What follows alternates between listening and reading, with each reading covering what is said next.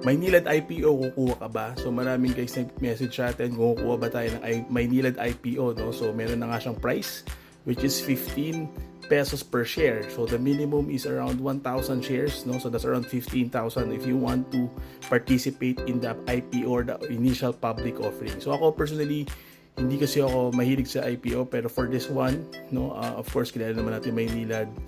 It's a utility company and talagang necessity yung product niya, no, which is water, no.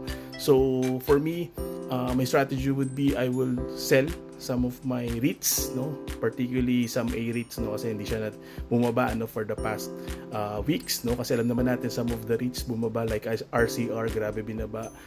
So yon, I'm still accumulating RCR, but siguro yung mga hindi bumaba na REITs ko, like C REIT and some A REIT, no, ibebenta ko just to, and also add some cash to participate in this IPO, no. So again, offering period October 23 to 29. So right now you have few days pa to participate, no, and if ever, no, you want to participate, you just have to contact or log in your brokerage account, no. So kunyari sa COL, pag log in mo, makikita mo agad doon na you want to participate, no, in this IPO.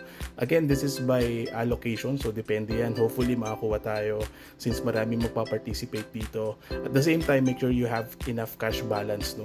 So once na may enough cash balance ka, matidebit agad yon kung may available na allocation for you. So make sure again to signify or participate, inform your broker na you want to participate, and you should have enough cash balance, no, to para ma-debit nila, makuha nila, and makabili sila ng shares for you.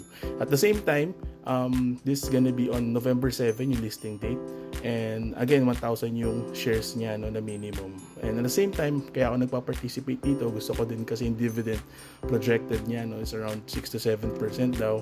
So again, I'm yet to confirm it, but again, do your own research pa rin and due diligence, no.